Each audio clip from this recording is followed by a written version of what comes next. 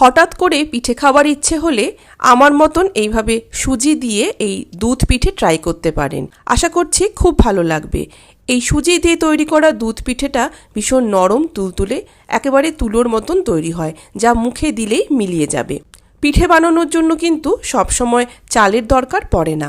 আজকের এই পিঠাটাকে আমি একটা নতুন ধরনের পদ্ধতিতে আপনাদেরকে বানিয়ে দেখাবো, আর তার সাথে এমন 2-3টে উপকরণ মিশিয়ে দেব যাতে এই পিঠের স্বাদ দারুণ তৈরি হবে। তো তার জন্য একটা মেজারিং কাপ নিয়ে নিয়েছি। সেই মেজারিং কাপের 1 কাপ মাপ করে দিয়ে দিলাম সুজি। এখন এই সুজিটাকে আমরা একটা মিক্সিং জারের মধ্যে নিয়ে নিচ্ছি। এবার সেই একই সাথে জারের মধ্যে ওই কাপেরই হাফ কাপ জল দিয়ে দিলাম। দিয়ে দিচ্ছি সামান্য পরিমাণে লবণ, আর দিলাম 2 চামচ চিনি। এখন এর একটা ব্যাটার আমরা বানিয়ে ফেলবো। দেখুন আমাদের সুজির ব্যাটার তৈরি হয়ে গেছে। এবারে জারের মধ্যে যেটুকু ব্যাটার লেগে রয়েছে সেটাকে আমরা মোটামুটি 1/4 কাপ জল দিয়ে একটু ধুয়ে ব্যাটারের মধ্যে মিশিয়ে দিলাম।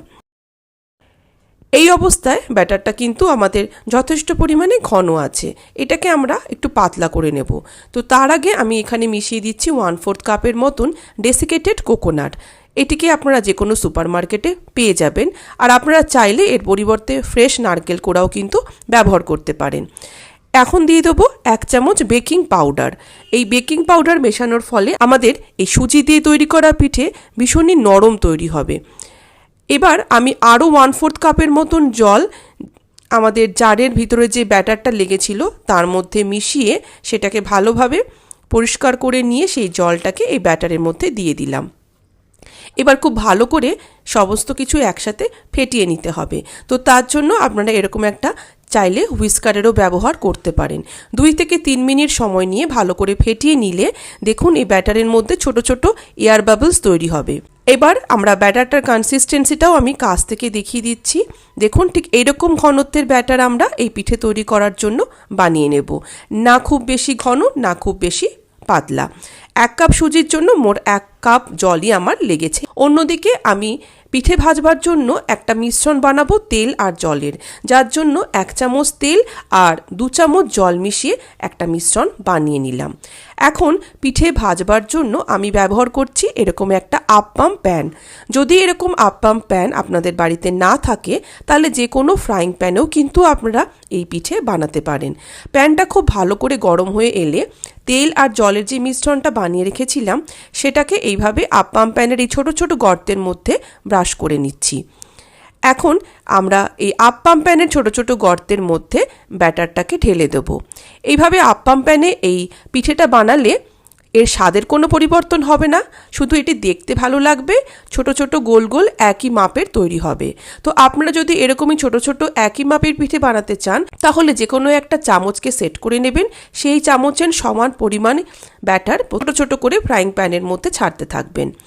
এখন আপ্পাম প্যানে ঢাকা বন্ধ করে গ্যাসের ফ্লেমটাকে লো টু মিডিয়ামে রেখে 2 থেকে 3 মিনিট সময় নিয়ে পিঠেগুলোকে ভেজে নেব। দেখুন 2 থেকে 3 মিনিট পরে আমি ফিরে এসেছি। আপনাদের দেখিয়ে দিই আমাদের পিঠেগুলো কিন্তু ভাজা হয়ে গেছে।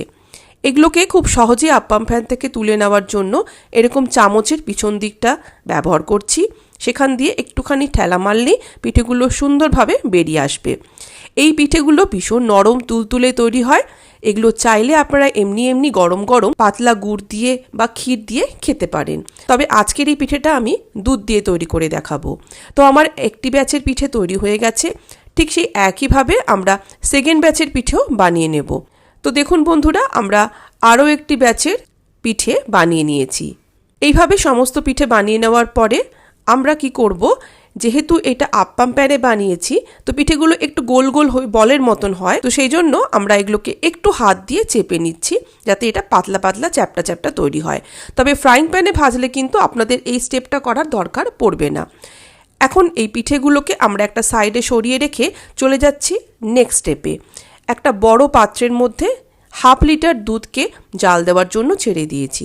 তবে এই দুধটাকে কিন্তু আমরা খুব বেশি ঘন করে জাল দেব না।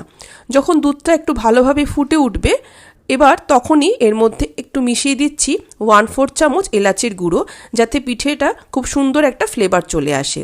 আপনারা এলাচের গুঁড়োর পরিবর্তে 2 থেকে 3টে গোটা এলাচকেও একটু ভেঙে দুধের মধ্যে ফুটিয়ে নিতে পারেন। এবার দিয়ে দিচ্ছি 1/2 কাপের মতন ডেসিকেটেড কোকোনাট। এই ডেসিকেটেড কোকোনাটের পরিবর্তে আপনারা এখানে ফ্রেশ নারকেল কোড়া দিতে পারেন। নারকেল কোড়াটা দিলে আমাদের এই পিঠের স্বাদ কিন্তু ভীষণই ভালো আসে।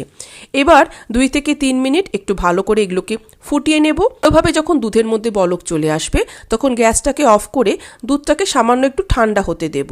দুধ যখন হালকা গরম থাকবে সেই অবস্থায় এর মধ্যে মিশিয়ে দিচ্ছি গুড়। এখানে আমি আখের গুড় 1/2 কাপ ব্যবহার করেছি। গুড়টাকে একটু গ্রেটারে গ্রেট করে নিয়েছি। আপনারা চাইলে আখের গুড়ের পরিবর্তে খেজুর গুড় দিয়েও এই পিঠে বানাতে পারেন, তাতেও স্বাদ ভীষণই ভালো আসে। তো দুধটাকে এইভাবে হালকা ঠান্ডা করে নেওয়ার পরেই গুড়টাকে মিশিয়েছি, যাতে দুধ কেটে না যায়। গরম গরম দুধের মধ্যে গুড় মেশালে অনেক সময় দুধ কেটে যেতে পারে। এখন আমরা যে পিঠেগুলোকে তৈরি করে রেখেছিলাম সেই পিঠে এই দুধের মধ্যে ছেড়ে দেব। দুধটা এখন হালকা গরম আছে। আপনারা চাইলে এই পিঠেগুলোকে এইভাবে দুধের মধ্যে ছেড়ে দিয়ে 4 থেকে 5 ঘন্টা ঢেকে রেখে দিলে আস্তে আস্তে সমস্ত পিঠের মধ্যে খুব সুন্দরভাবে এই দুধ প্রবেশ করে যাবে। কিন্তু যদি আপনারা চান তাহলে আবার গ্যাসটাকে জ্বালিয়ে 2 থেকে 3 মিনিট পিঠেগুলোকে দুধের মধ্যে ফুটিয়েও নিতে পারেন। তো আমি এখানে 1 মিনিটের মতন দুধের মধ্যে পিঠেটাকে ফুটিয়ে নিয়েছি। তারপরে গ্যাস অফ করে আমরা প্যানটাকে এই অবস্থাতেই রেখে দিয়েছি প্রায় 3 থেকে 4 ঘন্টা। তো আমরা প্যানের ঢাকাটা বন্ধ করে ফিরে আসছি 3 ঘন্টা পরে। আপনারা চাইলে সারা রাতের জন্য পিঠেগুলোকে দুধের মধ্যে ভিজিয়ে রেখে দিতে পারেন। দেখুন আমাদের এই পিঠেগুলো 3 ঘন্টাই দুধের মধ্যে ভিজে থাকার ফলে কতটা নরম তুলতুলে তৈরি হয়েছে। এইভাবে সুজি দিয়ে দারুণ স্বাদের দুধ পিঠে আপনারা বাড়িতে খুব সহজে বানিয়ে নিতে পারেন। সার্ভ করার সময় পিঠের উপরে এইভাবে উপর থেকে একটু দুধের মিশ্রণ ছড়িয়ে দেবেন, তাহলে খেতে আরও ভালো লাগবে। আশা করি আমার পিঠে কাটা দেখেই বুঝতে পাচ্ছেন যে এটা কতটা নরম আর তুলতুলে তৈরি হয়েছে। তো বন্ধুরা, আমার আজকের এই সহজ পদ্ধতিতে তৈরি করে নেওয়া নরম তুলতুলে সুজি দিয়ে তৈরি দুধ পিঠে যদি আপনাদের ভালো লেগে থাকে তাহলে ভিডিওটিকে একটি লাইক, কমেন্ট আর বন্ধুবান্ধব, আত্মীয়স্বজন সবার মধ্যে শেয়ার করবার অনুরোধ জানালাম। ভিডিও ভালো লাগলে চ্যানেলটিকে সাবস্ক্রাইব করে রেখে দেবেন। আমি এরকমই নতুন নতুন মজার মজার ভিডিও আমার চ্যানেলে নিয়মিত আপলোড করতে থাকি। আপনারা নিয়মিত আমার চ্যানেল ফলো করতে পারেন। সবাই ভালো থাকুন, সুস্থ থাকুন। আবারও চলে আসবো অন্য কোনো নতুন ভিডিও নিয়ে। নমস্কার।